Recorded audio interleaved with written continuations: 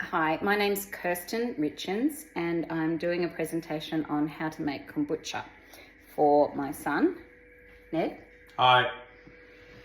So here we are. I've got a few things prepared, so I'll show you a little bit. Well, first of all, we're going to go backwards because we're going to enjoy some pre-made kombucha that I prepared last batch, and you can see what the final product is going to be. Oh, that's a great start. I knew that was going to happen. I knew that was going to happen. Oh dear. All right, not to worry. These things happen in real life presentations, so we won't worry about that too much. So this illustrates a point that the product of kombucha is carbon dioxide. And when you have a stopper in the top like this, the carbon dioxide can't escape. So it causes the fizz to happen. And this is using up quite a bit of my time already. Anyway, as you can see, it makes a nice head, and we'll enjoy that little bit of kombucha, and I'll clean up the sticky mess a bit later on. So this is the product, which has just finished its second ferment. So the kombucha is made with a 2 fermentation process. What we're going to do tonight is we're going to set up the first fermentation, and we're going to set up the second fermentation, and they're on a 1-week cycle. So here we go. We'll give Ned a glass of kombucha to enjoy, and we'll worry about that sticky mess a bit later on. So, okay, so the ingredients of kombucha are basically ordinary tea and sugar.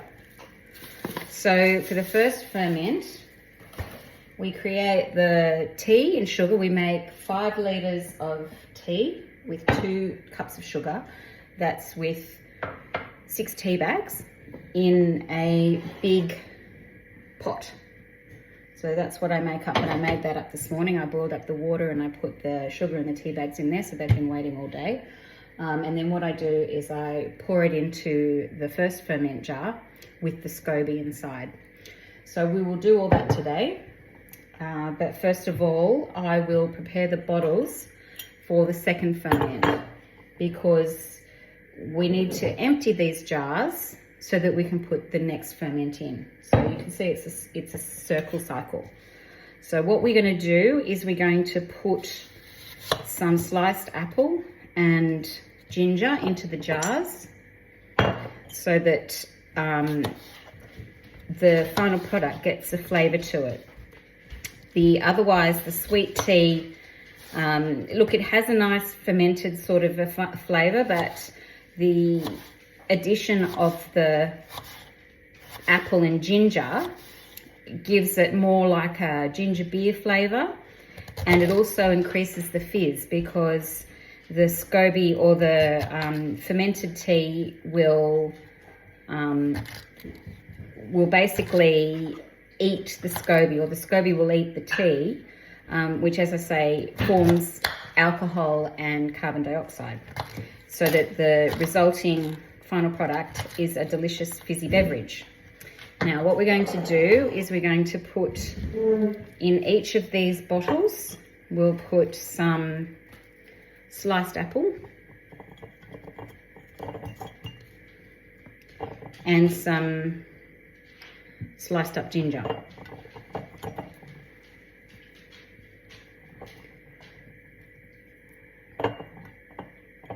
So we put a little bit in each.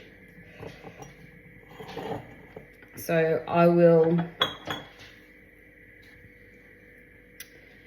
finish off the adding of the ginger and apple a bit later on, but we'll get the rest of the process moving so that we don't run out of time. Basically, we need to, now that we've put the ginger and the apple in here, we need to put in the result of the first ferment process.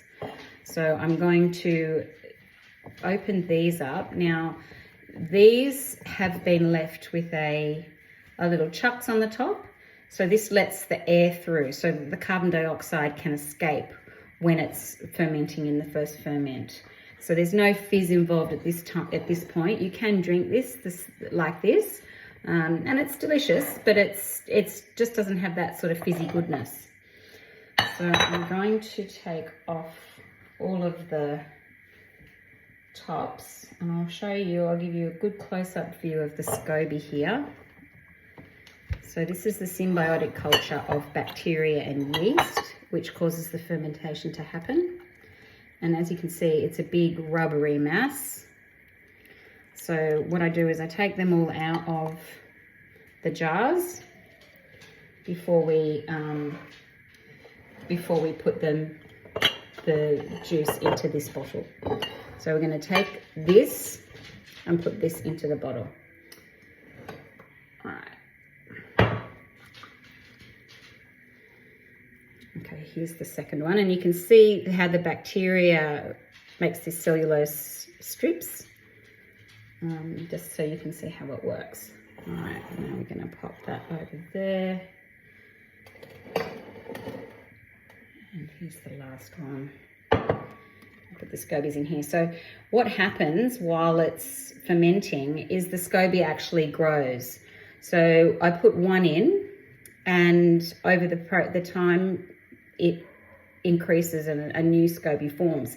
So you can take this SCOBY off and throw it away. If you put it in with the next ferment, it will ferment more quickly.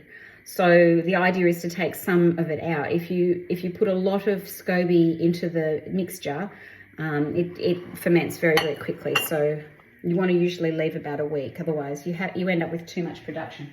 So you gauge how much you need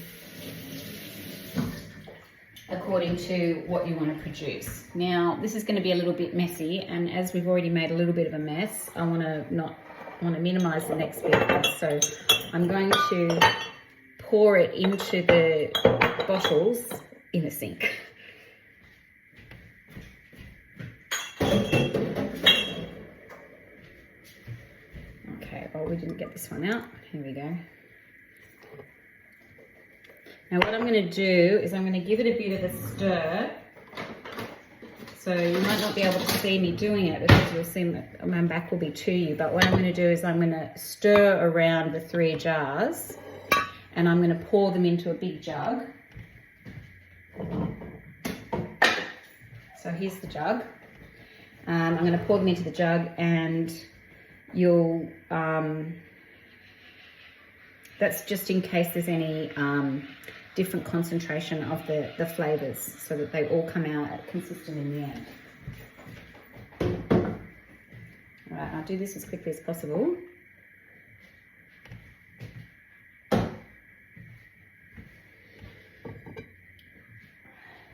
How you going, Ned? Any questions? Looking good. Doing a great job.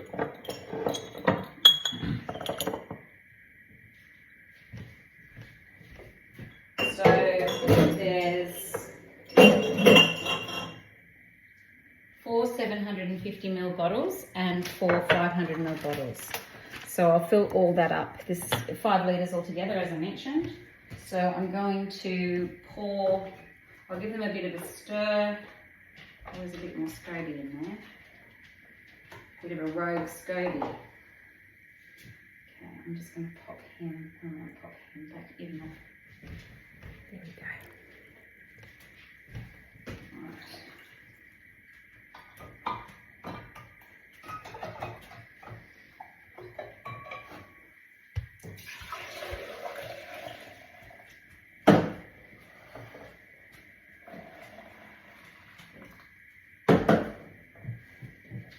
Alright, so it's not very exciting. See, now that's why we do it away from the sink. There we go. So I don't know if we can see. Ah, yes, we can see.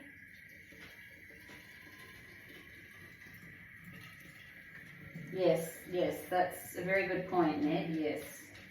I am a very good pourer, as you can see. I'm a good pourer and a good stirrer. That's what Mum is, a good pourer and a good stirrer.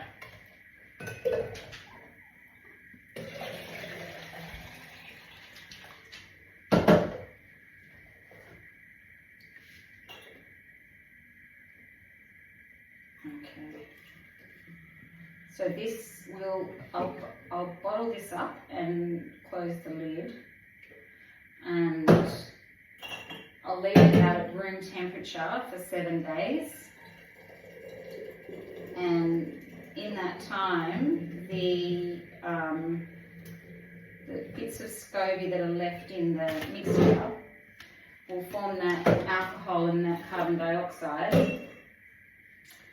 And because the stopper's in there, the carbon dioxide won't escape, and it will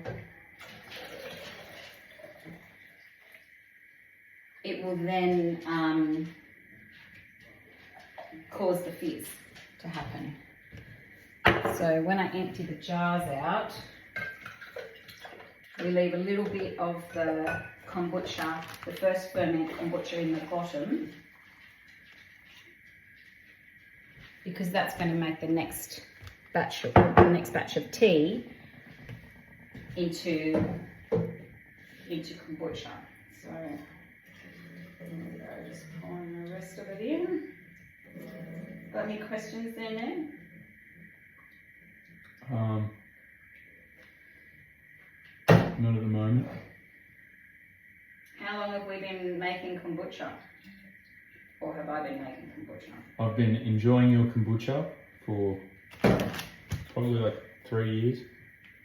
I have actually been making it for about 10 years, but of course 10? because of the alcohol content, I would have never allowed you to drink it. I've been making it for 10 years. I have actually. I started before Auntie Jules. I gave the SCOBY to Auntie Jules, and then I had a break from it, and she gave me the SCOBY back. So this SCOBY is related to the first one 10 years ago that I used.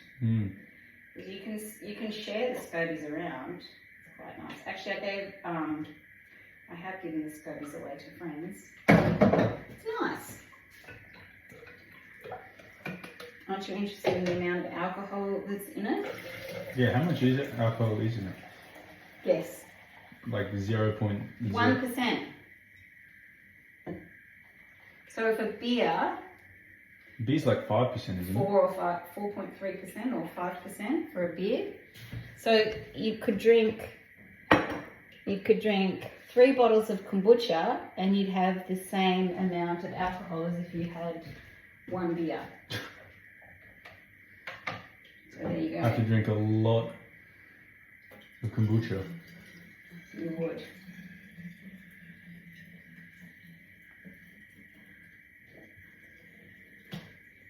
Okay, so nearly done.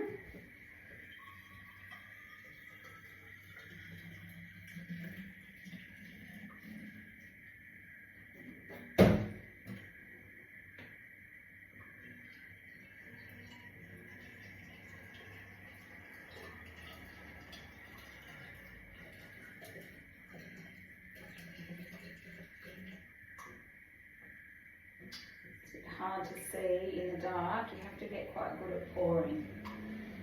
Oh goodness. Okay, so just check and make sure that they've all got the required amount.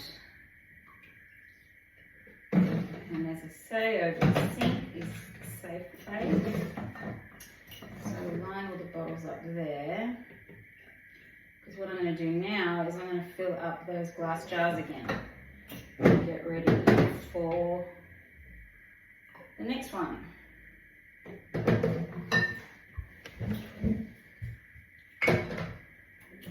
go, can fit a bit more in there. Oopsies.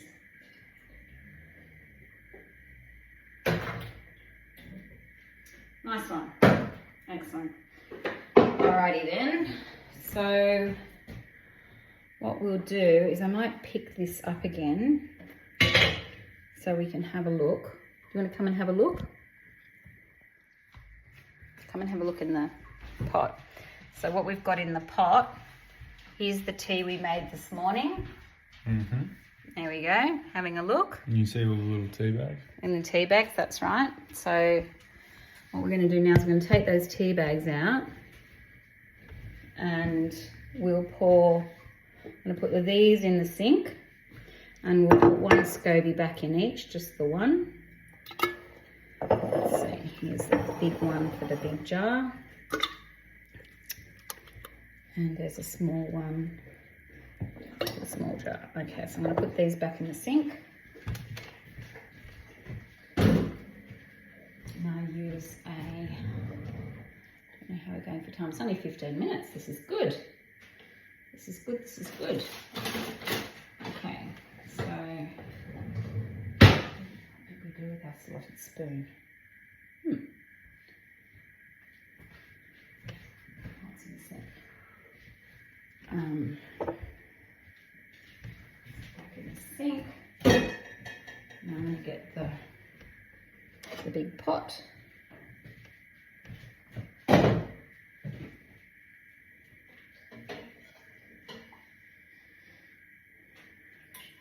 So there's 6 black tea bags in here and 4 green tea bags per 5 litres of water.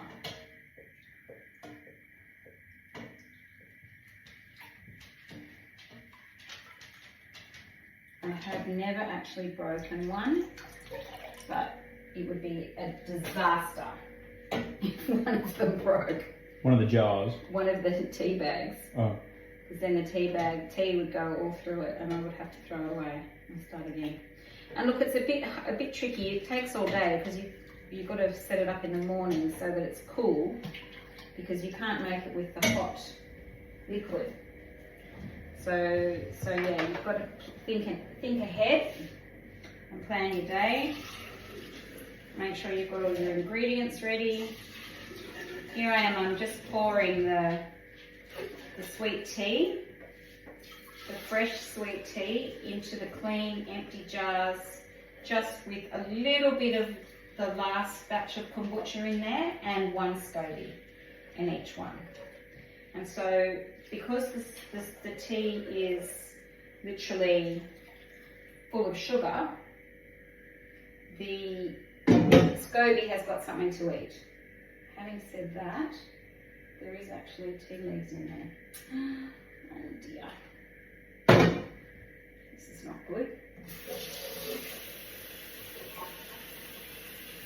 So I'm just filling it up with a little bit of water to get to the top. That's just diluting the tea down a little bit. And I'll bring it over to show the camera. So I'm going to wipe off any spillages, because this is basically going to sit out on a bench or somewhere warm for a week until we're ready to make the next batch. Probably the colder the temperature, the longer we leave it. Yes, it'll be probably 10 days and then I'll do another batch. So there we have it, pop it away.